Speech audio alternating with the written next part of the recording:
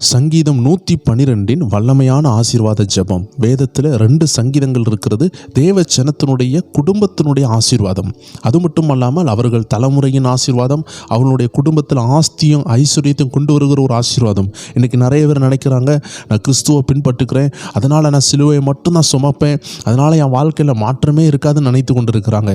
தேவ ஜனங்களை வேதம் சொல்லுகிறது, ஆண்டவருடைய சிலுவை யார் சுமக்கிறாங்களோ, ஆண்டவருக்காக யார் பாடுகளை சுமக்கிறார்களோ அவர்களை தான் கர்த்தர் உயர்த்துவார், அவர்களை தான் ஆசீர்வதிப்பார். தேவஜனங்களை படித்த நபருக்கு தான் பட்டம் கிடைக்கும். அதே போல தேவனுக்காக நிந்தைகளையும் அவமானங்களையும் சுமக்கிற உங்களுக்கு தான் 100 மடங்கான ஆசீர்வாதங்களை கர்த்தர் வைத்திருக்கிறார். அதனால எந்த தேவஜனமும் கர்த்தர் கொடுக்கும் ஆசீர்வாதத்தையும் உயர்வையும் அவருடைய மகிமையையும் நீங்கள் பெறாமல் போகவே கூடாது. ஏனென்றால் நிறைய பேர் இன்னைக்கு சத்தியம் அறியாமல் இருக்கிறாங்க. அதனால தான் நம்ம வாரத்தில் ஒரு நாள் இந்த வசனத்தை இருதயத்துக்கு கொண்டு போகிற நிகழ்ச்சியை நடத்தி கொண்டு இருக்கிறோம். நம்ம சபைகளுக்கு செல்லலாம், தனியாக வேதத்தை வாசிக்கலாம், இந்த வசனங்கள் எல்லாம் உங்கள் சிந்தனையில் போய் இருக்கும். ஆனால் தேவஜனங்களே, கர்த்தருடைய ஆவியானவர் தான் இதை இருதயத்துக்கு கொண்டு போவார். நம்ம கடந்த நாட்களில் நம்ம ஸ்பிரிச்சுவல் WF என்ற சேனலில் வசனத்தை இருதயத்துக்கு கொண்டு போவது எப்படின்னு சொல்லி ஒரு தனி வீடியோவே, ஒரு பதிவை நம்ம பார்த்துருந்தோம். அது அநேக ஆயிரங்களுக்கு பயன்பட்டு இருந்தது. அதை ஒருவேளை நீங்கள் பார்க்கலன்னா தயவு செய்து பாருங்கள். இன்னைக்கு எங்களோடு சேர்ந்து இந்த வசனத்தை இருதயத்துக்கு கொண்டு போகிறதற்கு 2 காரியம் வேண்டும் என்பதை புரிந்து கொண்டு எங்களோடு சேர்ந்து இணைந்து இந்த வார்த்தைகளை சொல்லுங்கள். நீங்கள் இந்த வீடியோ, இந்த பதிவு முடியும் பொழுது வசனங்கள் உங்கள் சிந்தனையில் மட்டுமல்ல, அது உங்கள் இருதயத்திற்கு செல்லும். அது உங்கள் இருதயத்தில் இருந்து ஜீவனாக செயல்பட ஆரம்பிக்கும். அது உங்கள் முழு சரீரத்திற்கும் ஆரோக்கியமாக மாறும், உணவாக மாறும், மருந்தாக மாறும், அது ஒரு விருந்தாக மாறும். எத்தனை பேர் விசுவாசிக்கிறீங்க? இந்த அருமையான பதிவில் கர்த்தருடைய ஆவியானவர் உங்களுடைய இருதயத்திற்கு வசனத்தை கொண்டு செல்ல போகிறார். நிறைய பேருக்கு இருக்கிற அந்த சந்தேகமே, சிந்தனையில் இருந்து, என்னுடைய மூளையில் இருந்து இந்த வசனத்தை இருதயத்திற்கு எப்படி கொண்டு செல்ல? தேவ ஜனங்களை 2 காரியம் செய்ய வேண்டும். ஒன்று மனிதனுடைய காரியம், இன்னொன்று தேவனுடைய காரியம். எல்லா மனிதனுக்கும் தேவன் தேவையாக இருக்கிறார். அப்போ நம்ம தேவனிடத்தில் சேர வேண்டும். தேவனிடத்தில் சேர்ந்தால்தான் பரிசுத்த ஆவியானவர் இந்த வசனத்தை நம்ம இருதயத்துக்கு கொண்டு போவார். நீங்கள் சும்மா மேலோட்டமாக வாசித்துட்டு போனால் அது உங்களுடைய சிந்தனைக்கு மட்டும்தான் செல்லும். இந்த வார்த்தைகள் எல்லாம் ஆவியாகவும் ஜீவனாக இருக்கிறது, மற்றொரு பக்கம் அறிவாக இருக்கிறது. நீங்கள் இதை மேலோட்டமாக ஒரு உலகத்தானை போல பரிசுத்த ஆவியின் உதவி இல்லாமல், தேவனுடைய ஒத்தாசை இல்லாமல் நீங்கள் வாசிக்க தொடங்கிவிட்டால், ரட்சிக்கப்படாமல் வாசிக்க தொடங்கிவிட்டால், இது உணவாக மாறாமல் இது அறிவாக மாறிவிடும். அறிவில் பெருகி விடுவீர்கள். எந்த வசனத்தை கேட்டாலும் எனக்கு தெரியும் என்று சொல்வீர்கள். வேதத்தில் லூசிஃபர் என்ற சாத்தானுக்கு கூட இந்த பைபிளில் உள்ள எல்லா வசனங்களும் தெரியும். ஒருத்தனுக்கு வசனத்தை தெரிகிறதுனால பரலோக ராஜ்யம் கிடைக்காது. அந்த வசனத்துக்கு கீழ்ப்படிந்தால் தான் கிடைக்கும். கீழ்ப்படிய உதவி செய்கிறவரே கர்த்தர், கீழ்ப்படிய உதவி செய்கிறவரே பரிசுத்த ஆவியானவர். என வேதத்தில் சொல்லப்பட்டிருக்கிறது, பரிசுத்த ஆவியானவரை அல்லாமல் இயேசுவை கிறிஸ்து என்று சொல்ல முடியாது. அப்ப இன்னைக்கு நம்ம இயேசுதான் தெய்வம், இயேசுதான் கிறிஸ்து, அவர்தான் மேசியா, அவர் வரப்போகிறார், அவர் என்னுடைய பாவங்களுக்காக மரித்திருக்கிறார், அவர்தான் இரட்சகர், என்னையும் மீட்டிருக்கிறார், என்னுடைய குடும்பத்தையும் மீட்டுக்கொள்வார், என் தேசத்தை ரட்சிப்பார் என்று நாம் சொல்லுகிறதற்கு காரணம் பரிசுத்த ஆவியானவர் உதவி செய்கிறார். அதனால தான் நமக்கு தேவனுடைய உதவி வேண்டும். லீதியாளின் இருதயத்தை கர்த்தர் திறந்தார் என்று வேதம் சொல்லுகிறது. அப்ப கர்த்தர் நம்ம இருதயத்தை திறக்கலனா, கர்த்தர் நம்மளை மறுபடி பிறக்க பண்ணலனா, இந்த வார்த்தையெல்லாம் இருதயத்திற்கு போகாது, அது சிந்தனையிலே இருக்கும். அப்போ 2 காரியம் உண்டு. அதுல முதல் காரியம், கர்த்தர் நம்ம இருதயத்தை திறக்க வேண்டும். 2வது காரியம், நாம் இந்த வசனங்களை தியானிக்க வேண்டும். நிறைய பேர் வாசிக்கிறாங்க, தியானம் என்றால் அதை திரும்பி திரும்பி சொல்லுகிறது. நான் அடிக்கடி சொல்வேன், இந்த வாலிபர்கள் லவ் பண்ணுவாங்க. லவ் பண்ணும் பொழுது அந்த பிள்ளையினுடைய நினைவிலே இருப்பாங்க, இல்லைன்னா அந்த பையனுடைய நினைவிலே இருப்பாங்க. நான் லவ் பண்ணுங்கன்னு சொல்லி என்கரேஜ் பண்றேன், தப்பா நினைச்சிடாதீங்க. ஒரு எடுத்துக்காட்டுக்காக சொல்லுகிறேன். இதே போல கர்த்தருடைய வார்த்தையின் மேல் நாம் நினைவா இருக்க வேண்டும். வேதம் சொல்லுகிறது, வாலிபனே உன் வாலிப பிராயத்தில் உன் சிருஷ்டிகரை நினை என்று சொல்லுகிறது. ஆனால் அந்த மனிதன் என்ன செய்கிறான்? தவறு பண்ணி சிருஷ்டியை நினைக்கிறான், ஒரு பெண்மணியை நினைக்கிறான், ஒரு பிள்ளை ஒரு மகனை நினைத்து கொண்டிருக்கிறது. வாலிப பிராயத்தில் லவ் பண்ணி கொண்டிருக்கிறாங்க, சிருஷ்டியை நினைத்து கொண்டிருக்கிறாங்க. ஆனா வேதம் சொல்லுகிறது சிருஷ்டிகரை நினை என்று சொல்லுகிறது. நான் என்ன சொல்ல வருகிறேன்? தேவ ஜனமே, ஒரு சிருஷ்டியை நினைக்க நினைக்க நினைக்க காதல் உருவாகிறது. ஆண்டவர் சொல்லுகிறார், சொல்லுகிறார், நீ சிருஷ்டிகரை நினைக்க நினைக்க நினைக்க, அவரை தியானிக்க தியானிக்க தியானிக்க அவர் மேல அன்பு உண்டாகும், அவர் மேல பாசம் உண்டாகும். அந்த பாசம் வல்லமையாக மாறும், அது அற்புதங்களை செய்யும். அதை தான் சங்கீதம் 112 நம்ம வாசிக்க போகிறோம். முதல் வசனத்தை பாருங்கள். அல்லேலூயா, கர்த்தருக்கு பயந்து அவருடைய கட்டளைகளிலே மிகவும் பிரியமா இருக்கிற மனுஷன் பாக்கியவான். What a wonderful thing. அவருடைய கட்டளைகளை நேசிக்கிறவன், அவரோடு இருக்கிறவன். இதை தாங்க நேசிக்கணும். இதுதான் சிருஷ்டிகர். இந்த சிருஷ்டிகரை தான் நேசிக்கணும். அதை தான் வேதம் சொல்லுகிறது. வாலிப பிராயத்தில் உன் சிருஷ்டிகரை நினை. Don't think about the creation but think about the creator. சிருஷ்டியை நினைக்காத, அது அழிந்து போகும், தொடுகிறதெல்லாம் கரைந்து போகும். ஆனால் அந்த ஆண்டவர் நம்மளை விட்டு மறைந்து போவாதவரும் கரைந்து போவாதவருமாய் இருக்கிறார். நீடிய காலம் நம்மோடு இருக்கிறார். ஏற்ற துணையை அவர் தருவார், ஏற்ற வாழ்க்கையை அவர் தருவார், ஏற்ற உயர்வை அவர் தருவார். எந்த நமக்கு அது தரை போறது இல்ல. எந்த ஒரு வாழ்க்கையில ஒரு சிருஷ்டி நம்மளை உயர்த்தாது. என்னைக்காவது ஒரு பெண்மணி ஒரு நபருடைய வாழ்க்கையை மாத்தினாங்களா? இல்ல. என்னைக்காவது ஒரு கணவர் ஒரு மனைவியினுடைய வாழ்க்கையை மாத்தினாங்களா? இல்ல. கர்த்தர் தான் ஒரு நல்ல கணவரை தருகிறார். கர்த்தர் தான் ஏற்ற துணையை தருகிறார். ஆதாமுக்கு ஏற்ற துணை இல்லாத நேரத்தில் கர்த்தர் என்ன செய்தாரு?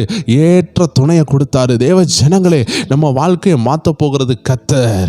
எத்தனை பேர் விசுவாசிக்கிறீங்க? அதனால சிருஷ்டியை நினைக்கும் பொழுதே ஒரு இன்பம் உண்டாகுது, ஒரு பிரியம் உண்டாகிறது. கெட்டின வீடை நினைக்கும் பொழுது ஒரு இன்பம் உண்டாகிறது. கெட்டின கணவரை நினைக்கும் பொழுது, மனைவியை நினைக்கும் பொழுது ஒரு இன்பம். ஆரம்பத்தில் எல்லாம் இன்பமா இருக்கும். ஆனால் போக போக போக வீடு என்ன செய்கிறது? அதனுடைய கலரை இழக்குது. அது அப்படியே கீறல் விடுகிறது, விரிசல் விடுகிறது. மாடியில் போனால் தலைவோடெல்லாம் உடைகிறது. வருஷங்கள் போக போக அந்த வீடு பலனற்று போகிறது. அது இடிந்து போகலாம். கெட்டின மனைவி ஆமென் வயது சென்று போகலாம். வேதம் சொல்லுகிறது, ஆதாமும் ஏவாளும் பாருங்களேன், 900 ஆண்டுகள் வாழ்ந்தார்கள். அவர்கள் வயதாகி கொண்டே இருந்தார்கள். திடீரென்று மரித்து போனார்கள். ஆபிரகாமுடைய சரீரம் 100 வயதாகும் பொழுது குழந்தை பெற்றார்கள். அந்த நேரத்தில் அவர்கள் வயதானார்கள். கெட்டின கணவர் வயதாகுவாங்க. ஆனா என்னைக்குமே இளமையாக இருந்து கொண்டிருக்கிற, என்னைக்குமே ஆமென் புஷ்டியாக இருக்கிறது ஆண்டவருடைய வார்த்தை. அந்த வார்த்தையை தான் நம்ம தியானித்து கொண்டிருக்கிறோம். அந்த வார்த்தையில் நம்ம என்ன செய்யணுமா? பிரியமா இருக்கணுமா? இன்னைக்கு இந்த பதிவை கேட்டுக்கொண்டிருக்கிற யாரா இருந்தாலும் சரி, நீங்க 2 காரியத்தை செய்யுங்க. நீங்க எல்லாரும் கர்த்தரை தேடுகிறவர்கள் என்று எனக்கு தெரியும். அதனால முதல் காரியத்தை நீங்க செய்து விட்டீங்க. 2வது காரியம், வசனம் இருதயத்துக்குள்ள போகணும்னா நீங்க அதை ஸ்லோவா சொல்லணும். அதை நீங்க ஸ்லோவானா ஸ்லோலி, அதாவது சவுண்டு ஸ்லோவா இல்லை, நீங்க ஸ்லோலினா திரும்பி திரும்பி அதை வாசிக்கிறதுக்காக மெதுவாக வாசிக்கணும். அதாவது சத்தத்தில் மெதுவாக இல்லை. நிறைய பேர் பார்த்தீங்கன்னா கடகடன் ரயில் ஓடுறது போல், அந்த ட்ரெயின் ஓடுற மாதிரி வாசிப்பாங்க. ஒரு சங்கீதம் 23 வாசிக்கணும்னா அதில் 6 வரி இருக்குதுன்னா அந்த 6 வரியை 6 நொடியில் முடிச்சிருவாங்க. அவங்க எப்படி சொல்லுவாங்கன்னா, கர்த்தரை மேய்ப்பராயிருக்கிறார், நான் தாழ்ச்சியடையேன் என்று சொல்லி மனப்பாட வசனம் மாதிரி சொல்லுவாங்க. தேவ ஜனங்களே, அதை நிறுத்தி நிதானமாய் வாசிக்க சொல்கிறாங்க. அதான் ஸ்லோலி வாசிக்கணும், ஸ்லோவாக வாசிக்கணும், மெதுவாக வாசிக்கணும். கர்த்தர்னு ஒரு 5 தடவை சொல்லணும். கர்த்தர் என் மேய்ப்பராக இருக்கிறார், என் மேய்ப்பராக இருக்கிறார், என் மேய்ப்பராக இருக்கிறார். இப்படி திரும்ப சொல்லணும். Slowly, attentively, repeatedly. இந்த 3 காரியத்தை தேவ ஜனங்கள் செய்து பாருங்கள். நீங்கள் மெதுவாக வசனத்தை வாசித்து பாருங்க. சத்தத்தை குறைத்தல்ல, சத்தம் உறக்க இருக்கட்டும். அதுக்குன்னு சொல்லிட்டு காலையில் தூங்குறவர்கள் மத்தியில் 5 மணிக்கே எழும்பிட்டு நீங்க வசனத்தை எடுத்து கத்துனீங்கன்னா மற்றவர்கள் பாவம். ஆனால் நீங்க கிச்சன்ல இருக்கிறீங்க, தனிமையா இருக்கிறீங்கன்னா வசனத்தை சொல்லுங்க. கர்த்தர் கர்த்தர் என் மேய்ப்பர், நான் தாழ்ச்சி அடைவதில்லை, நான் தாழ்ச்சி அடைவதில்லை. இதுதாங்க ஸ்லோவா நிறுத்தி நம்ம நிதானமா சொல்லி கொண்டு இருக்கிறோம். திரும்ப திரும்ப சொல்லணும், ரிப்பீட்டடா சொல்லணும், அட்டென்ஷன் உடையவர்களாய் சொல்லணும். வேற எதையாவது நினைக்காம வசனத்தை நினைச்சு சொல்லணும். இதுதாங்க 2 பாகம். ஒன்று, நம்ம கர்த்தரை சார்ந்து கொள்ளணும். ஏன்னா அவர் தான் நம்ம இருதயத்துக்குள்ள கொண்டு போறாரு வசனத்தை. இன்னொன்று, நம்ம அந்த வசனத்தை கொண்டு போறதுக்கு கர்த்தருக்கு உதவி செய்யணும். அதை நம்ம ஸ்லோவா வாசிக்கணும். அதை நம்ம மூளைக்கு புரிகிற மாதிரி வாசிக்கணும். அப்போ ஆவியானவர் அதை எளிதாக உங்க இருதயத்துக்கு கொண்டு போயிடுவாரு. சரி, எங்களுடைய வார்த்தைகள் உங்களுக்கு புரிஞ்சிருக்கும்னு நினைக்கிறேன். எங்களோடு இணைந்திருங்க. நம்ம சேர்ந்து என்ன செய்வோம்? இந்த 112வது சங்கீதத்தில் உள்ள சகல ஆசீர்வாதங்களையும் நம்ம அறிக்கை செய்ய போறோம். நீதி உண்டாக இருதயத்தில் விசுவாசிக்கப்படும், ரட்சிப்பு உண்டாக வாயினால் அறிக்கை செய்யப்படும் என்று ரோமர் 10:10 சொல்லப்பட்டிருக்கிறபடி நாம் இப்பொழுது இந்த வசனங்களை எல்லாம் அறிக்கை செய்ய போகிறோம். வேதத்திலே ஆசீர்வாதத்தை அனுபவிக்கிறதுக்கு வல்லமையான ஒரு வசனம். டேவிட் ஒயிடிப்போன்னு சொல்லக்கூடிய பிஷப் டேவிட் ஒயிடிப்போன்னு சொல்லுங்கிற தேவ மனுஷர், அவர் பயங்கரமான ஞானத்தை வசனத்தினால் நிரம்பினவர். ஆப்பிரிக்கா தேசத்தில் இன்னைக்கு உயிரோடு இருந்து கொண்டிருக்கிறார். பல ஆயிரங்களுக்கு தேவனால் பயன்பட்டவர். அவர் சொல்லுகிறார், சங்கீதம் 112 நான் வாசிப்பேன். அது என்னுடைய ஆயுசு நாட்களை கூட்டுகிறது, அது என்னுடைய செல்வத்தை பெருக்கிறது. எனக்கு இன்னைக்கு வீடு இருக்குது, எல்லாம் இருக்குது. காரணம் என்ன? நான் கர்த்தருக்கு பயந்தேன், அவருடைய வார்த்தையை நேசித்தேன். ஐ லவ்ட் த வேர்ட். நான் வசனத்தை நேசித்தேன். நான் அந்த உலகத்தை லவ் பண்ணல, நான் வசனத்தை லவ் பண்ணேன்னு சொன்னாரு. அதாங்க அந்த சங்கீதம் 112 விசேஷம். வாருங்க நம்ம இதை தியானிக்க போகலாம். ஒரு முறை என்னுடைய வீட்டில் நான் ஒரு சின்ன எக்ஸசைஸ் பண்ணி கொண்டு இருந்தேன், ஒரு சைக்கிளிங் எக்ஸசைஸ். அதை நான் பண்ணி கொண்டு இருக்கும் பொழுது என்னுடைய அருகாமையில் ஒரு பிக்சர் இருந்துச்சு. அந்த பிக்சர் என்னன்னு பார்த்தா, என்னுடைய தாயார் இந்த வசனங்களை வீடெல்லாம் ஒரு சார்ட்டில் எழுதி எழுதி எழுதி பேப்பரில் எழுதி எழுதி ஒட்டி வச்சிருக்கிறாங்க. என்னுடைய அம்மாவுடைய வேலை என்னன்னா, சும்மா இருக்கும் பொழுது வசனத்தை எழுதி எழுதி எல்லா இடமும் ஒட்டி ஒட்டி வைப்பாங்க. அப்போ நான் இந்த வசனத்தை பார்த்த உடனே ஆண்டவர் எனக்குள்ள உணர்த்தினார், இதை நம்ம தேவ ஜனங்கள் மத்தியில் சொல்லி ஜெபிக்க வைத்து இந்த ஆசீர்வாதத்துக்கு பங்காளியாக தேவ ஜனங்களை மாற்றணும், அதற்கு ஒரு உதவியை செய்யணும் அப்படின்னு உணர்வு அடையும் பொழுதுதான் இந்த பதிவை ஏறெடுக்க கர்த்தர் உதவி செய்ய ஆண்டவர் எனக்கு உணர்த்தினார். நம்ம எல்லாரும் சேர்ந்து 112 சங்கீதத்தை வாசிக்க போகிறோம். வாசிக்க கேட்போம். அல்லேலூயா. கர்த்தருக்கு பயந்து அவருடைய கட்டளைகளில் மிகவும் பிரியமாய் இருக்கிற மனுஷன் பாக்கியவான். பாக்கியவான். அவன் சந்ததி பூமியில் பலத்திருக்கும். செம்மையானவர்களின் வம்சம் ஆசீர்வதிக்கப்படும். ஆசீர்வதிக்கப்படும். ஆஸ்தியும் ஐஸ்வர்யமும் அவன் வீட்டில் இருக்கும். அவன் வீட்டில் இருக்கும். அவனுடைய நீதி என்றென்றைக்கும் நிற்கும். செம்மையானவர்களுக்கு இருளிலே வெளிச்சம் உதிக்கும். அவன் இரக்கமும் மன உருக்கமும் நீதியும் உள்ளவன். இறங்கி கடன் கொடுத்து தன் காரியங்களை நியாயமானபடி நடப்பிக்கிற மனுஷன் பாக்கியவான். அவன் என்றென்றைக்கும் அசைக்கப்படாதிருப்பான். நீதிமான் நித்திய கீர்த்தி உள்ளவன். துர்செய்தி கேட்கிறதுனால் பயப்படான். அவன் இருதயம் கர்த்தரை நம்பி திடனாயிருக்கும். அவன் இருதயம் உறுதியாயிருக்கும். அவன் தன் சத்துருக்களில் சரி கட்டுதலை காணும் மட்டும் பயப்படாதிருப்பான். வாரி இறைத்தான், ஏழைகளுக்கு கொடுத்தான். அவனுடைய நீதி என்றென்றைக்கும் நிற்கும்.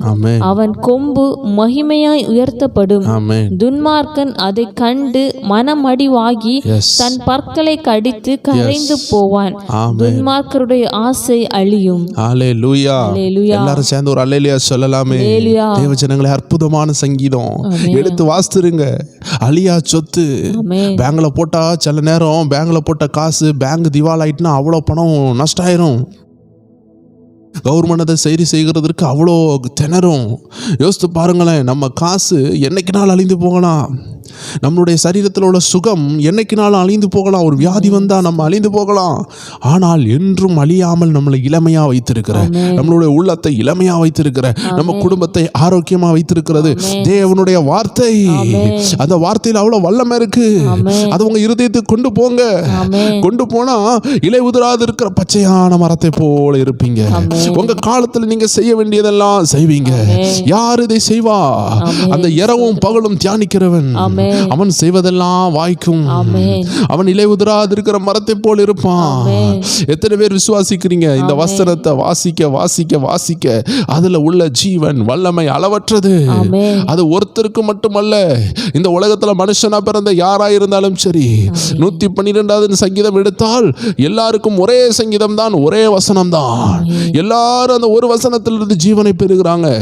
ஏன்னா வசனத்துக்குள் இருக்கிற ஜீவன் குறைவற்றது.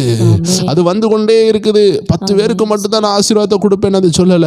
வாசிக்கிற 10 கோடி பேர் இருந்தாலும் சரி, அது 100 கோடி பேர் இருந்தாலும் சரி, 700 கோடி பேர் இருந்தாலும் சரி, எத்தனை லட்சங்கள் கோடிகள் இருந்தாலும் இதை வாசிக்கிற ஒவ்வொருத்தவர்களுக்கும், இதை விசுவாசிக்கிற ஒவ்வொருவர்களுக்கும் இது ஜீவனை கொடுக்கிறது, இது வெற்றியை கொடுக்கிறது. நீங்க சுகமான வாழ்க்கை வாழ விரும்புறீங்களா? சந்தோஷமான வாழ்க்கை வாழ விரும்புறீங்களா? நல்லா படித்து பட்டம் இருந்தால் அது நடந்துடும் நினைக்காதீங்க. சாத்தான ஜெயிக்கிற ஒரு வாழ்க்கை வாழணும்னா வசனத்தோடு ஐக்கியமாக இருக்கணும். வேற வழியே இல்லை. ஒரே ஒரு வழி தான். அதான் இயேசு சொன்னார், நானே வழியும் சத்தியம் ஜீவனாக இருக்கிறேன். நானும் வழியும் சொல்லவில்லை, ஐ எம் ஆல்சோ எ வேன்னு சொல்லவில்லை, ஐ எம் த வே. நான் மட்டுமே வழியா இருக்கிறேன். நான் மட்டுமே ஜீவனை தருகிறேன். நான் மட்டுமே உன்னை பாதுகாக்கிறேன். நான் மட்டுமே உன் கூட இருப்பேன். எல்லாரும் இருப்பேன்னு சொல்வார்கள், ஆனால் நான் மட்டும் நான் தான் கடைசி வரைக்கும் இருப்பேன். அதனால தான் தெளிவா சொல்லிட்டார், I am the way and the truth and the life. நான் மட்டுமே அது அப்படின்னு சொன்னாரு. பாருங்க 1வது வசனத்தை பார்க்கலாம். அல்லேலூயா, அல்லேலூயா. கர்த்தருக்கு பயந்து அவருடைய கட்டளைகளில் மிகவும் பிரியமா இருக்கிற மனுஷன் பாக்கியவான். தேவ ஜனங்களே, நாங்கள் சொல்ல சிஸ்டர் வாசிக்கும் பொழுது அவங்களோட நீங்க இணைந்து சொல்லுங்க. சிஸ்டர் வாசிக்கிறது நான் எப்படி கருதி கொள்வேன் என்றால், நம்ம பிரைட் டைம் ஜனங்கள் சிஸ்டர் வாசிக்கும் பொழுது நீங்க கூட சொல்வீங்க நான் விசுவாசிக்கிறேன். ஏன்னா நீங்க சொல்லும் பொழுது தான் அற்புதம். அதான் நம்ம ரோமர் 10:10 பார்த்தோம். நீதி உண்டாக இருதயத்தில் விசுவாசிக்கப்பட்டுரும். இப்போ நாங்க பேசுறதெல்லாம் விசுவாசித்து கொண்டு இருக்கிறீங்களா?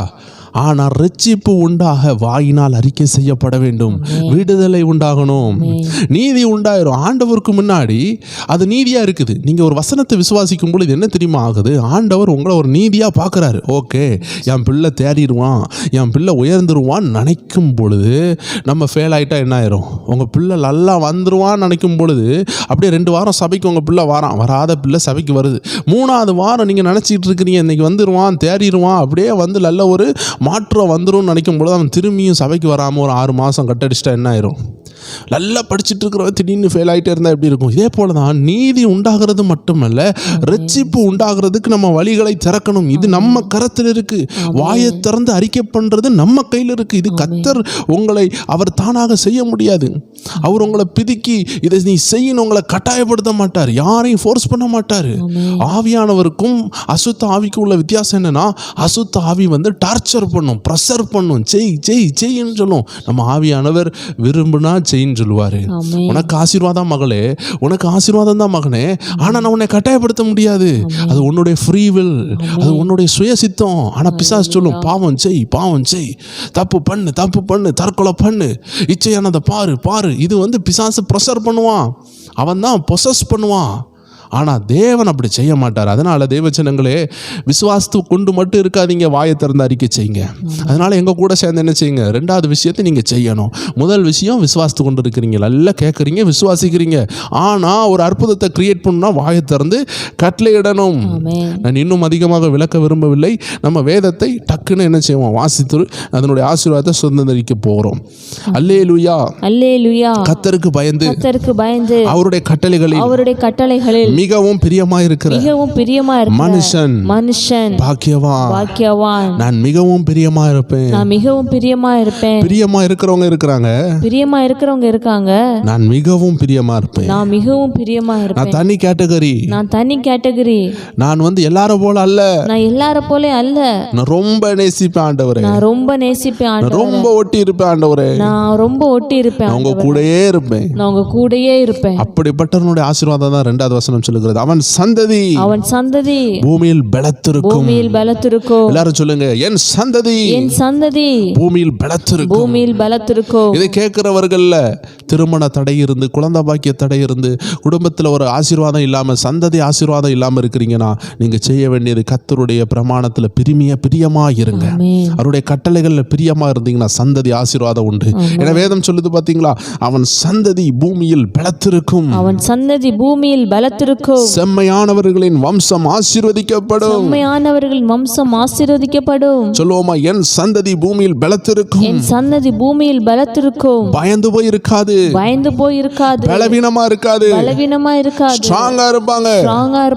பலமா இருப்பாங்க. செம்மையானவர்களின் வம்சம் ஆசீர்வதிக்கப்படும். என்னுடைய வம்சம் ஆசீர்வதிக்கப்படும். கர்த்தருடைய கட்டளைகளில் பிரியமா இருக்கிற மனுஷனுக்கு அடுத்த ஆசீர்வாதம், ஆஸ்தியும் ஐஸ்வர்யமும் அவன் வீட்டில் இருக்கும். சொல்லுவோமா? ஆஸ்தியும் ஐஸ்வர்யம் என் வீட்டில் இருக்கும். அவனுடைய நீதி என்றென்றைக்கும் நிற்கும். என் நீதி என்றென்றைக்கும் நிற்கும். என் வீட்டில் ஆஸ்தியும் ஐஸ்வர்யம் வரும். என் ஆண்டவர் எனக்கு தருவாரு. என் ஆண்டவர் எனக்கு தருவாரு. இன்னைக்கு ஒண்ணும் இல்லாதது போல இருக்கலாம், இன்னைக்கு ஒண்ணும் இல்லாதது போல இருக்கலாம். இல்லாததுல இருக்கிறது போல அழைக்கிற என் ஆண்டவர், இல்லாததை இருக்கிறவைகளை போல அழைக்கிற என் வீடை நிரப்புவா, என் வீடை நிரப்புவா, என் சபையை நிரப்புவா, சபையை நிரப்புவா, என் வாழ்க்கையை நிரப்புவா, வாழ்க்கையை நிரப்புவார், என் பிள்ளைகளுடைய வாழ்க்கையை நிரப்புவா, பிள்ளைகளுடைய வாழ்க்கையை நிரப்புவார். தேவ ஜனங்களை சோர்ந்து போய் இருக்கிறதுனால ஒரு பிரச்சனை இல்லை. நீங்க வாயை திறந்து ஜெபிக்கணும், வாயை திறந்து கட்டளை கொடுக்கணும். இன்னைக்கு இல்லாட்டியும் நீங்க கட்டளை கொடுத்தது உங்களை தேடி வரும். பூமியில உங்க ஆசீர்வாதம் எங்கே இருக்குது?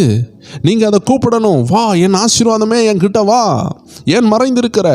ஏன் பிசாசினால் பிடிபட்டு இருக்கிற? ஏன் வானமண்டலத்தில் நின்று கொண்டிருக்கிற? இறங்கி வா என்று ஜெபிக்கணும். ஒரு தேவ மனிதர் தானியேல் 21 நாள் ஜெபிக்கிறார். வானத்தின் ஆவிகள் தடை பண்ணினது. அவர் கூப்பிட்டார், வா இறங்கி வா. உபாசித்து ஜெபித்தார், இறங்கி வந்தது, உயர்வுகள் வந்தது. தேவ ஜனங்களை சத்துரு தடை பண்ணுவான். நீங்க விடக்கூடாது, நீங்க கன்ஃபஸ் பண்ணணும். அதனால சும்மா சோர்ந்து போய் இருக்கிறதுனால ஒன்றும் நடக்காது. இருதயத்தின் ஆழத்திலிருந்து கட்டளை கொடுங்க.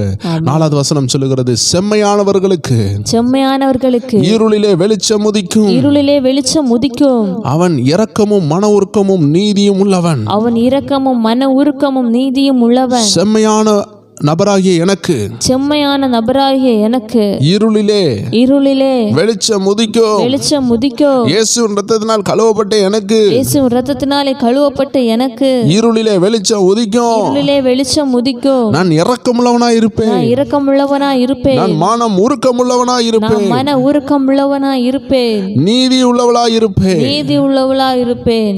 நான் ஆசீர்வாதமாய் இருப்பேன், நான் ஆசீர்வாதமாய் இருப்பேன். என் வாழ்க்கை ஆசீர்வாதமாய் இருக்கும், என் வாழ்க்கை ஆசீர்வாதமாய் இருக்கும். 6வது வசனம் சொல்லுகிறது, அவன் என்றென்றைக்கும் அசைக்கப்படாதிருப்பான், அவள் என்றென்றைக்கும் அசைக்கப்படாதிருப்பாள். பாத்தீங்களா? ஒரு ஆணுடைய ஆசீர்வாதம், ஒரு பெண்ணுடைய ஆசீர்வாதம் அதுல கலந்து இருக்கிறது. நீதிமான் நித்திய கீர்த்தி உள்ளவன், நீதிமான் நித்திய கீர்த்தி உள்ளவன். தேவ ஜனங்களை நம்ம அசைக்கப்படாமல் இருப்போம், நம்ம அசைக்கப்படாமல் இருப்போம், நம்ம நித்திய கீர்த்தியா இருப்போம், நம்ம நித்திய கீர்த்தியா இருப்போம். நம்ம வீட்டை இன்னைக்கு அழித்து கொண்டிருக்கிற, ஆக்கிரமித்து கொண்டிருக்கிற துர்சாட்சியை உண்டாக்குகிற ஆவிகள் எல்லாம் வெளியே ஓடும். ஒரு ஆள் வேதமும் கையுமா உட்கார்ந்துட்டாங்கன்னா அவங்க வீட்டில் அசைக்கப்படாத ஆசீர்வாதம் வரும். பிசாசு எவ்வளவு நினைச்சாலும், மந்திரவாதிகள் நினைச்சாலும் அது அசைக்கப்படாது. இன்னைக்கு பாருங்க, நிறைய பேர் வீடு கட்டுவாங்க, கிட்டத்தில் உள்ள மந்திரம் சேவனை செய்வான், அந்த வீடு நாசம் ஆகி போகும். அந்த வீட்டில் குடியிருக்கிறவங்க அழிஞ்சு போவாங்க.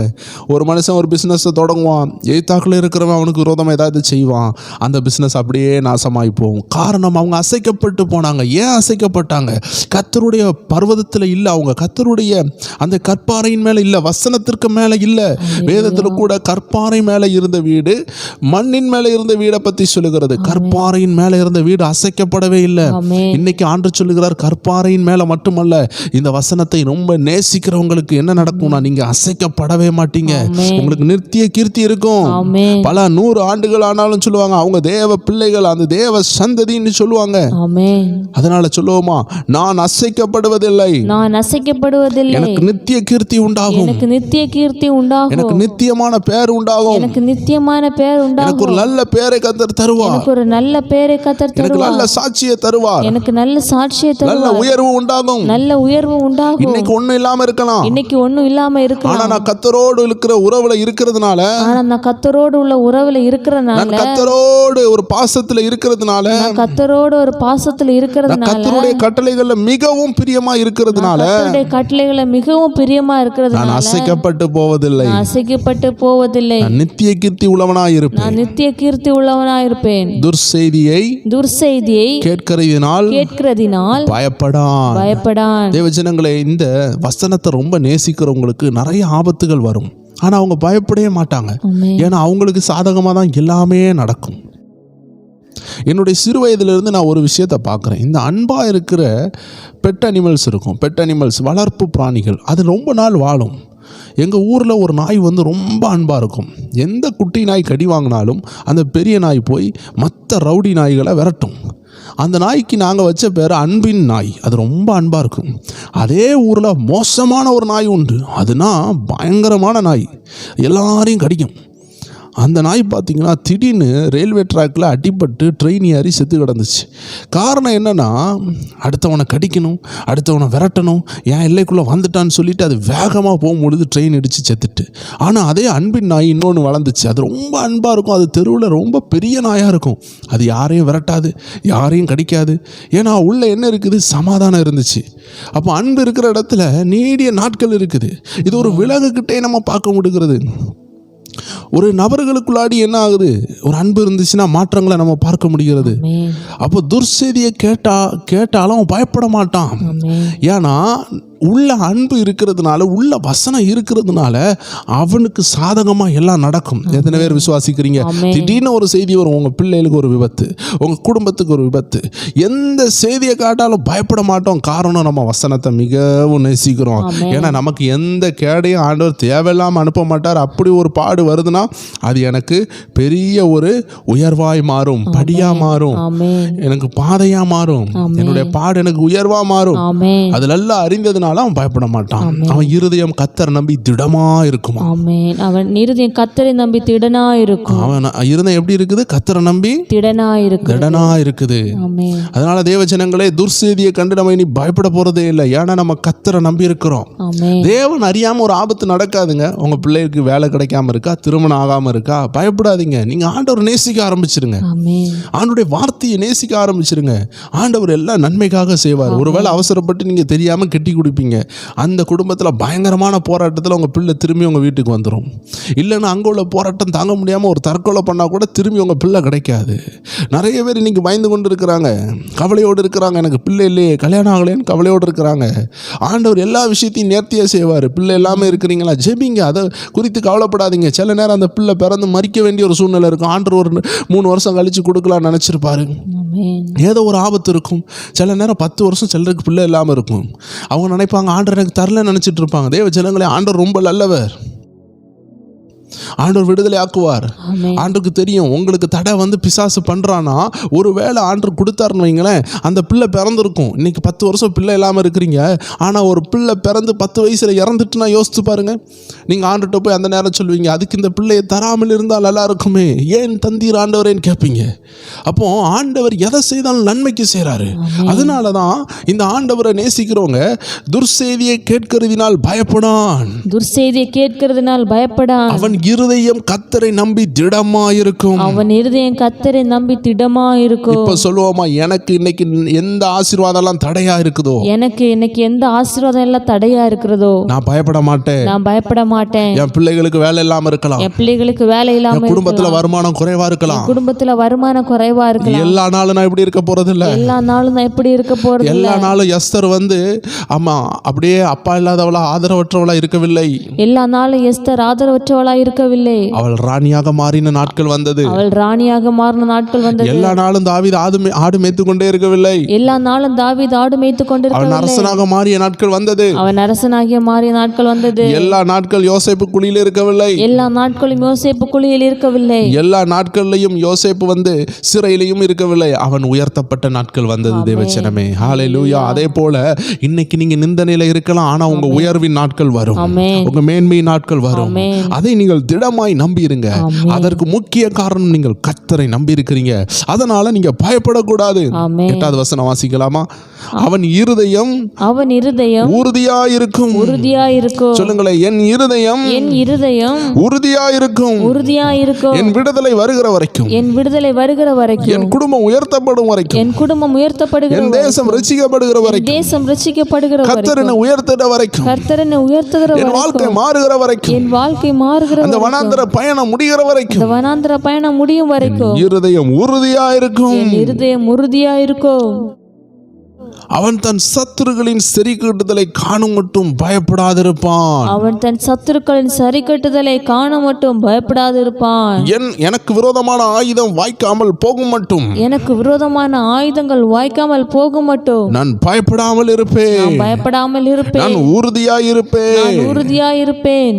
பாருங்களேன், எவ்வளவு அருமையான வசனங்கள் இல்லையா? 9வது வசனம் சொல்லுகிறது, வாரி இறைத்தான், வாரி இறைத்தான், ஏழைகளுக்கு கொடுத்தான், ஏழைகளுக்கு கொடுத்தான், அவனுடைய நீதி அவனுடைய நீதி என்றென்றைக்கும் நிற்கும், என்றென்றைக்கும் நிற்கும், அவனுடைய கொம்பு அவனுடைய கொம்பு மகிமையாய் உயர்த்தப்படும். மகிமையாய் உயர்த்தப்படும். எல்லா தேவ ஜனங்களும் சொல்லணும், நான் வாரி இறைப்பேன். நான் வாரி இறைப்பேன். வாரி இறைக்கணும்னா ஃபர்ஸ்ட் உங்களுக்கு தழும்புற ஆசீர்வாதம் இருக்கணும். ஒரு தண்ணி கிணத்துல தழும்புனாதான் அதை வாரி இறைக்க முடியும். அதுவே அந்த போடக்கூடிய அந்த ஒரு வாளியை போடுவாங்களா, வாளி கல்ல தட்டுச்சுன்னா எப்படி இருக்கும்? அதாவது நிறைய இடங்களில் பாறை இருக்கும், உள்ளாடி வாளியை போட்டு அங்கே கொஞ்சம் தண்ணி இருக்கும், அங்கே போய் தட்டிக்கிட்டு இருந்துச்சுன்னா தண்ணி வராது, மண்ணு தான் வரும். இன்னைக்கு உங்களை தழும்புகிற ஆசீர்வாதத்தை ஆண்டு தரப்போறாரு. அதனால தான் நீங்க வாரி இறைக்க போறீங்க. எத்தனை பேர் விசுவாசிக்கிறீங்க? இதை கேட்டுக்கொண்டு இருக்கிற வாழ்க்கை தழும்ப ஆரம்பிக்கும், செழிக்க ஆரம்பிக்கும். ஆரோனுடைய இந்த கோல் துளித்தது போல உங்க கோல் துளிர்க்கும், உங்க அழைப்பு துளிர்க்கும், உங்க பிசினஸ் துளிர்க்கும். எத்தனை பேர் விசுவாசிக்கிறீங்க? ஒரு ஊழியனாக, ஒரு தீர்க்க தரிசன அபிஷேகத்தை சுமக்கிற தேவனுடைய மகனாக உங்களை பார்த்து நான் சொல்லுகிறேன், உங்க வாழ்க்கை துளிர்க்கும், அது செழிக்கும், அது பூக்கும், அது காய்க்கும், அது கனியை கொண்டு வரும். மற்றவர்களுக்கும் உங்களுக்கும் வித்தியாசம் உண்டாகும். ஆரோனுடைய கோலுக்கும் மற்றவர்களுடைய கோலுக்கும் வித்தியாசம் உண்டானது போல உங்க வாழ்க்கைக்கும் மற்றவர்களுடைய வாழ்க்கைக்கும், வேதத்தை நேசிக்கிற உங்க வாழ்க்கைக்கும், கர்த்தரை தேடுகிற உங்க வாழ்க்கைக்கும், கர்த்தரை தேடார்களுடைய வாழ்க்கைக்கும் வித்தியாசம் உண்டு. இன்னைக்கு துன்மார்க்கன் செழித்தது போல இருக்கலாம், அவன் பச்சை பிடித்தது போல் காணப்படலாம், அவன் பசுமையா இருக்கிறது போல் காணப்படலாம். தேவ ஜனங்களே, ஒரு புல் பச்சையா இருக்கிறத கண்டு ஆச்சரியப்படாதீங்க, அது 3 நாள்ல வாடி போகும். நாங்கள் கிறிஸ்தவத்துக்குள்ள வரும் பொழுது, ஆண்டவரை தேடும் பொழுது, என்னுடைய தாய் தகப்பன்மார் கஷ்டப்படும் பொழுது, ஆண்டவரை அறியாத எத்தனையோ பேர் புல்லை போல் செழித்தார்கள். ஆனா இன்னைக்கு நான் சொல்லுகிறேன், 30 ஆண்டுகள் பிறகு நாங்கள் திரும்பி பார்க்கும் பொழுது அவர்கள் பிள்ளைகள் அனாதையா இருக்கிறார்கள். அவர்கள் பிள்ளைகள் கூட வாழ்க்கைகள் அழிந்து போயிருக்கிறது. அன்னைக்கு அவர்கள் செழித்திருந்தது போல இருந்தார்கள், அவர்கள் பயங்கரமான உயர்வில் இருந்தார்கள். ஆனால் அது எல்லாம் ஏமாற்றம். ஏனால் கர்த்தர் கொடுக்கிற ஆசீர்வாதம் அது வேதனையை கூட்டாது. சாத்தான் கொடுக்கிறது வேதனையை கூட்டும். எத்தனை பேர் சொல்ல முடியும்? நான் வாரி இறைப்பேன், நான் வாரி இறைப்பேன், ஏழைகளுக்கு கொடுப்பேன், ஏழைகளுக்கு கொடுப்பேன், என் நீதி என்றென்றைக்கும் நிற்கும், நீதி என்றென்றைக்கும் நிற்கும், என் கொம்பு மகிமையா உயர்த்தப்படும், கொம்பு மகிமையாய் உயர்த்தப்படும், என் அபிஷேகம் உயர்த்தப்படும், அபிஷேகம் உயர்த்தப்படும், நான் அநேகருக்கு கொடுப்பேன், அநேகருக்கு கொடுப்பேன். யாரெல்லாம் எங்க கூட சேர்ந்து சொல்றீங்களோ, யாரெல்லாம் எங்க கூட சேர்ந்து சொல்றீங்களோ, தீர்க்க தரிசனமா எழுதி வைத்துக் கொள்ளுங்கள், தீர்க்க தரிசனமாக எழுதி வைத்துக் கொள்ளுங்கள். கர்த்தர் உங்களை கொண்டு, கர்த்தர் உங்களை கொண்டு ஏழைகளின் கண்ணீரை துடைப்பார், ஏழைகளின் கண்ணீரை துடைப்பார். அன்று இதை நினைவு கூறுவீர்கள், அன்று இதை நினைவு கூறுவீர்கள். திக்கற்ற பிள்ளைகளின் கண்ணீரை துடைப்பார், திக்கற்ற பிள்ளைகளின் கண்ணீரை துடைப்பார். ஏழைகளின் இயக்கங்களை தீர்ப்பீர்கள், ஏழைகளின் இயக்கங்களை தீர்ப்பீர்கள். நீங்கள் ஆசீர்வாதமா இருப்பீர்கள், ஆசீர்வாதமா இருப்பீர்கள். உங்க குடும்பம் ஆசீர்வாதமா இருக்கும், குடும்பம் ஆசீர்வாதமா இருக்கும். ஆவியானவர் உங்களுக்காக ஆசீர்வாதங்களை எழுதுகிறதை நான் ஆவியில் பார்க்கிறேன். ஆமென்.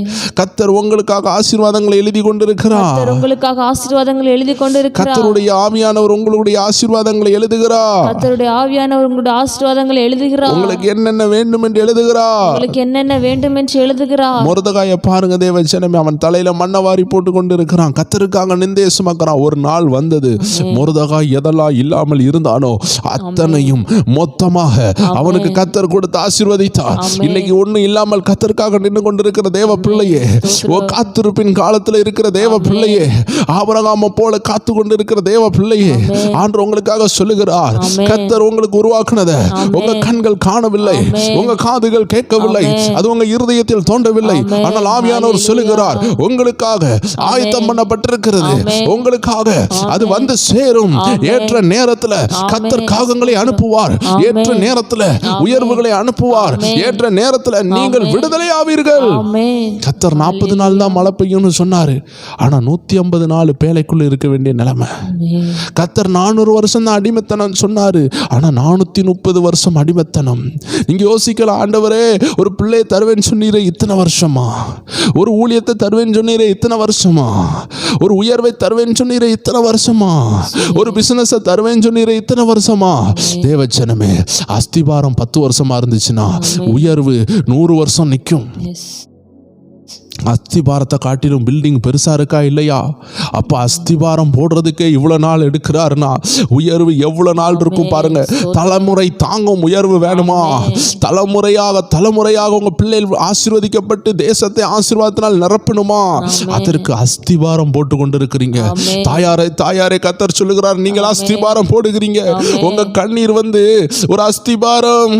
ஒரு சாந்துக்கு தண்ணி தேவைப்படும், சிமெண்ட்டுக்கு தண்ணி தேவைப்படும். அந்த சிமெண்ட் கலவை தண்ணியில் படாத வரைக்கும் அது சிமெண்ட் கட்டித்தன்மை உருவாக்காது. எந்த சிமெண்ட் எல்லாம், எந்த சாந்தெல்லாம் தண்ணியில் போடப்படுகிறதோ அதை எடுத்து பூசினால் அந்த சிமெண்ட் காய்ந்து கட்டியாக மாறும். இன்னைக்கு உங்க கண்ணீர் என்ன தெரியுமா செய்கிறது? உங்க அஸ்திபாரத்திற்கு சிமெண்ட்ல மிக்ஸ் ஆகுகிற தண்ணி போடாது. ஆமா, இன்னைக்கு விழுந்து கொண்டு இருக்கிறது. ஒரு நாள் வரும், ஒரு நல்ல அஸ்திபாரத்தை போடுவீர்கள். அஸ்திபாரம் போடுகிறது உங்க கடமை, அதன் மேல கட்டுகிறது கர்த்தருடைய கடமை. போட்டுருங்க ஒரு நல்ல அஸ்திபாரத்தை. காத்திருந்துருங்க. இவ்வளவு நாள் காத்திருந்துட்டீங்கல்ல, இன்னும் கொஞ்ச நாள் தான் கர்த்தர் மகிமையான காரியங்களை செய்வார். ஒரு அல்லேலூயா சொல்லலாமா? 10வது வசனம் சொல்கிறது, துன்மார்க்கன் அதை கண்டு மனமடிவாகி தன் பற்களை கடித்து கரைந்து போவான். துன்மார்க்கருடைய ஆசையோ அழியும். அவன் ஆசை அழியும். அவனுடைய பணாசை அழியும். அவன் உங்களை அழிக்கலாம் நினைச்ச அந்த ஆசை அழியும். துன்மார்க்கனுடைய எல்லா ஆசையும் அழியும். இன்னைக்கு துன்மார்க்கன் செழித்தது போல இருக்குதா? இன்னைக்கு துன்மார்க்கன் செலுத்தது போல இருக்குதா? பயந்துராதீங்க. பெரிய வீட கட்டறானா பயந்துராதீங்க. அவனுக்கு பரலோகத்துல கால் சென்ட் கூட கிடையாது. தேவ ஜனங்களுக்கு ஏக்கர் கணக்குல கர்த்தர் பரலோகத்துல இடம் வச்சிருக்கிறாரு. ஆமா, அதனால தேவ ஜனங்கள் ஒரு நாள் உங்க வீட்டுக்கு பக்கத்துல உள்ளவன், ஆண்டவர் அறியாதவன், அவங்க பிள்ளையில இத்தனை கோடிக்கு கட்டி கொடுத்தாங்க, இத்தனை கோடி வரதட்சணை கிடைச்சிச்சு, அவங்க அவ்வளோ பெரிய ஆளா இருக்கிறான், இவ்வளோ பெரிய ஆளா இருக்கிறான், எல்லாம் இந்த உலகத்தில் மாத்திரமே. கர்த்தரிடத்தில் பெரியவனாய் இருக்கிறவன் அவருடைய இரத்தத்தினால் கழுவப்பட்டவன். அதனால இந்த உலக ஆசீர்வாதத்தை வச்சு யாரையும் கணக்கிடாதீங்க. ஷாக் ஆகாதீங்க, பயப்படாதீங்க. அவ்வளோ பணக்காரன் சொல்லி ஏங்காதீங்க, பயப்படாதீங்க. பணக்காரன் கர்த்தருக்கு முன்னாடி ஒண்ணுமே கிடையாது. காஞ்சி போகிற புல்லுக்கு ஒப்பனையா இருக்கிறான், அந்த புல்லின் பூவுக்கு ஒப்பனையா இருக்கிறான். அதனால உங்களுடைய இயலாமையை வைத்து பணக்காரர்களை கண்டு பயப்படாதீர்கள், கோடீஸ்வரர்களை கண்டு பயப்படாதீர்கள். அந்த கோடீஸ்வரர்கள் உங்களுக்கு முன்னாடி நிக்க வேண்டிய நாட்கள் வரும். என கர்த்தர் உங்க மேல வைக்கிற அபிஷேகம். ஒரு நல்ல பிசினஸ் எழுப பண்ணலாம். அந்த பிசினஸ்ல பணக்காரனுங்க நிப்பானுங்க, ராஜாக்கள் உங்களை தேடி வருவாங்க. கர்த்தர் ஒரு நல்ல ஊழியத்தை தரலாம், நல்ல தீர்க்கதரிசியா மாத்தலாம், நல்ல அபிஷேகம் நிறைந்த ஒரு போதகனா மாத்தலாம், ஒரு எழுப்புதல் வீரனா மாத்தலாம். உங்களை தேடி ராஜாக்கள் வருவாங்க. ஏன் வராங்க? உங்க மேல இருக்கிற அபிஷேகத்தை தேடி வருவாங்க. அதனால தேவச்சனமே, நம்ம உலகத்தான கண்டு ஆச்சரியப்பட வேண்டிய அவசியம் இல்லை. துன்மார்க்கன் செழிக்கிறான்னு சொல்லி ஆச்சரியப்பட வேண்டிய அவசியம் இல்லை. அவன் முடிவை பாருங்கள். துன்மார்க்கன் அதை கண்டு மனமடிவாகி தன் பற்களை கடித்து கரைந்து போவான். உங்களுக்கு வரப்போகிற மேன்மையை கண்டு, அபிஷேகத்தை கண்டு, உயர்வை கண்டு அவன் பல்லு கடித்து கரைந்து போவான் என்று வேதம் சொல்லுகிறது. துன்மார்க்கனுடைய ஆசை அழியும். தேவ ஜனங்களை, உங்களை அழிக்கணும், உங்களை மேற்கொள்ளணும் உள்ள ஆசை அழியும். பாருங்க, துன்மார்க்கன் இஸ்ரவேல் ஜனங்களை துரத்தி வருகிறான். பார்வோன், அவனுடைய ஆசை அழிந்தது. கர்த்தர் அவனுடைய இருதயத்தை கடினப்படுத்தினார். அப்படியே செங்கடல்ல மூழ்கி நாசமானார்கள். தேவ ஜனங்களை யாரெல்லாம் அவங்களை துரத்தி கொண்டு வருகிறார்களோ அவர்கள் எல்லாம் நிறுத்தப்படுவார்கள். அவர்கள் ஆசை அழியும், ஆனா உங்க ஆசையோ செழிக்கும். நீங்க கர்த்தரை தேடினது அதனுடைய வட்டியும் கூலியுமா சேர்ந்து வரும். எல்லாரும் கண்களையும் மூடலாமா? ஜெபிப்போமா? இந்த சங்கீதம் 112 உள்ள வல்லமையான ஆசீர்வாதங்களை நம்ம மேல பொழிந்தவர்கள் ஆண்டவருக்கு நன்றி செலுத்துங்க. இதுல உங்க இருதயத்துக்குள்ள நிறைய வசனங்கள் போயிருக்கும். ஏன்னா அதை நம்ம திரும்பி சொல்லி இருக்கிறோம், ஜெபத்தோடு சொல்லி இருக்கிறோம், கடமைக்காக இல்ல, மனசார சொல்லி இருக்கிறோம். என்னுடைய இருதயத்திலிருந்து நான் உண்மையை சொல்லுகிறேன், ஆவியானவரோடு இணைந்து உங்களை நடத்த கர்த்தர் கிருபை தந்தார். இந்த அடியானுக்கும் இந்த அடியாளுக்கும் ஆவியானவருடைய சத்தத்தை கேட்டு உங்களுக்கு கைடன்ஸை கொடுக்க, உங்களோடு பேச, ஒரு வரி கூட அவருடைய சித்தம் இல்லாமல் பேச எனக்கு அவர் கட்டளையிடவே இல்லை. அவருடைய சித்தத்தின்படி பேச கட்டளையிட்டார். வாயை திறக்கும் பொழுதெல்லாம் இருதயத்திலிருந்து வார்த்தையை தந்தார். அதை மட்டுமே உங்களோட பேசியிருக்கிறோம். கர்த்தர் உங்களை ஆசீர்வதிப்பார். எல்லாரும் ஜெபிக்கலாம். அன்பான ஆண்டவரே, இந்த அருமையான நேரத்தில் ஜெபநேர குடும்பத்தார், ப்ரேயர் டைம் ஃபேமிலி, புதிதாக இணைந்தவர்கள் எல்லாரையும் வாழ்த்தி ஆசீர்வதிக்கிறோம்ப்பா. அவர்கள் இந்த வாரத்தின் 5 நாட்கள் திங்கள் முதல் வெள்ளி வரைக்கும் காலையிலும் இரவலும் எங்களோடு சேர்ந்து பயணம் செலுத்தினாங்க. நீர் கொடுத்த திட்டத்தோடு இணைந்து இருக்கிறாங்க, இந்த அபிஷேகத்தோடு இணைந்து இருக்கிறாங்க. எலியா மேலே இருந்த கிருபை எலிசா மேலே இரட்டத்தனையே இறங்கினது போல எந்த நோக்கத்தோடு இந்த ஜனங்களை இந்த டீமோடு இணைத்து அவர்கள் ஆவிக்குரிய வாழ்க்கையில் நீர் கிரியை செய்து நீர் திட்டமிட்டு அவர்களை வணைந்து கொண்டிருக்கிறீரோ அந்த திட்டம் பெர்ஃபெக்டாக வணையப்படட்டும். யார் எந்த சூழ்நிலையிலிருந்து ஜெபித்து கொண்டிருக்கிறார்களோ அவர்களை நீர் ஆமென் பேர் சொல்லி அழைத்து அவர்கள் கூட இருக்கிறத ஒரு அடையாளத்தை காட்டும். நீர் கூட இருக்கிறீர் என்று அவர்களை பலப்படுத்தி அவர்களை உயரத்துக்கு நேராய் கொண்டு வாருங்க ஆண்டவரே. உங்க வார்த்தைக்கு நேராய் கொண்டு வாருங்க. சோர்ந்து போனவங்களை பலப்படுத்துங்க, சத்துவம் கொடுங்க, ஆசீர்வதிங்க. எதுக்காக ஜெபிக்கிறாங்களோ அதை கட்டளையிட்டு ஆசீர்வதிக்க நாங்கள் ஜெபிக்கிறோம். இயேசு கிறிஸ்துவின் நாமத்தில் ஜெபிக்கிற எங்கள் நல்ல பிதாவே, ஆமேன் ஆமேன் ஆமேன். கர்த்தருடைய நாமத்திற்கே மகிமை உண்டாகட்டும். விசேஷமாக புதிதாக இணைந்த எல்லா ப்ரேயர் டைம் குடும்பத்தாருக்கும் அன்பின் வாழ்த்துக்கள். இந்த வீடியோ நீங்கள் கேட்டுக்கொண்டிருக்கலாம், இந்த பதிவை நீங்கள் கேட்டுக்கொண்டிருக்கலாம். திங்கள் முதல் வெள்ளி வரைக்கும் நம்ம தொடர்ந்து என்ன செய்கிறோம், அதிகாலை ஜெபம் 5 மணி அளவிலும் இரவு ஜெபங்கள் 9 மணி அளவிலும் நம்ம வெளியிட்டு கொண்டிருக்கிறோம். நம்ம ப்ரேயர் டைம் வாட்ஸ்அப் சேனலில் இணைந்து கொள்ளுங்கள். கீழே ஃபஸ்ட்டு கமெண்டில் லிங்க் இருக்குது, இல்லைனா டிஸ்கிரிப்ஷனில் லிங்க் இருக்குது, இணைந்து கொள்ளுங்கள். நம்ம தொடர்ந்து பயணம் செல்லலாம். திங்கட்கிழமை சந்திப்போம். God bless you. ஆமென்.